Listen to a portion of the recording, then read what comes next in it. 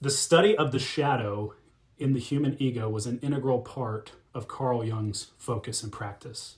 In fact, it was the bedrock of what guided his intuitions on the 8 cognitive functions that he delineated. You'll see what I mean in a minute. First, what is the ego and what is the shadow? The ego is our sense of I. When we think of ourselves from a third person metaconscious perspective, it's our sense of self. The shadow is a real part of our objective identity, but it's one that we nonetheless reject most of the time and refuse to identify with for various reasons. In a book called The Spectrum of Consciousness, Ken Wilber discusses our shadow side.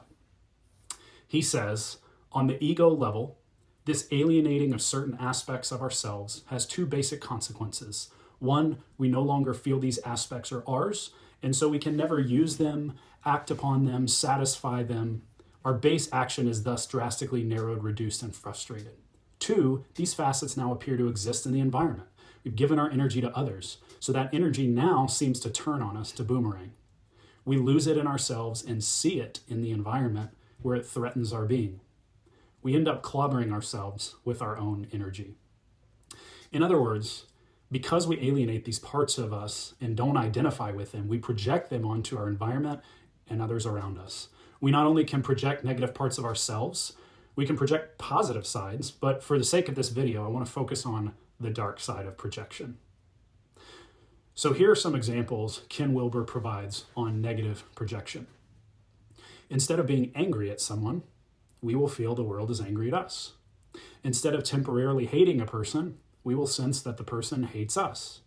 Instead of rejecting a situation, we will feel rejected. Becoming unaware of our little bit of negative tendencies, we project them onto the environment and thus populate our world with imaginary but quite frightening boogeymen, devils, and ghosts. We are frightened by our own shadows. So why does what Wilber is saying matter so much? Because it gives us the codes for the polarities within our functions. Let me explain using my stupid type. I'm an ISTP confirmed by Objective Personality System. So watch this.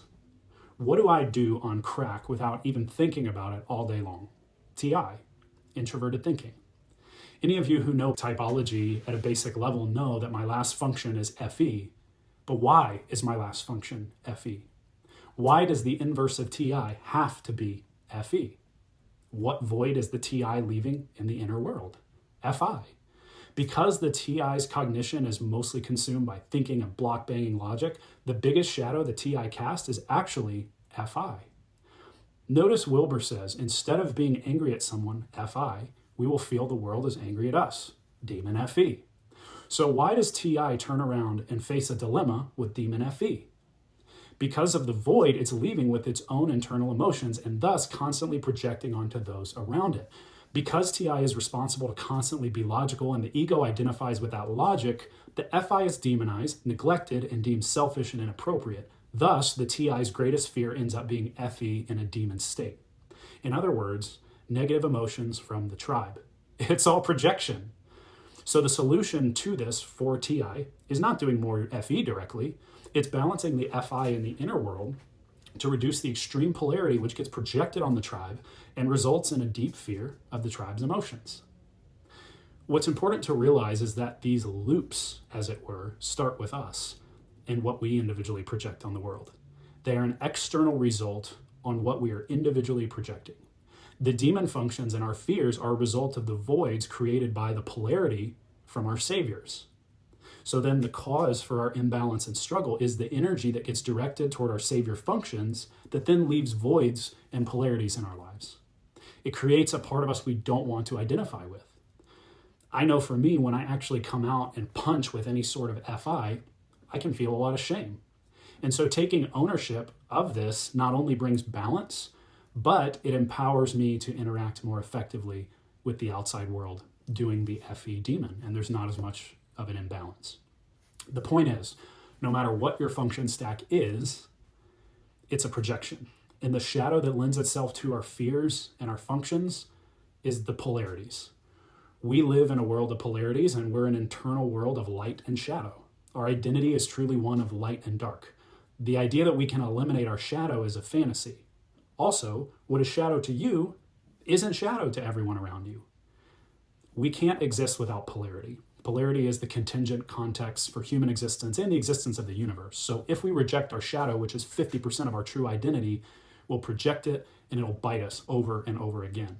If, however, we can accept that we're made up of an intricate world of polarities and stop resisting that, we can learn to move through the world holistically and authentically, stop projecting, and find more balance and peace with ourselves, with our environment, and with those around us.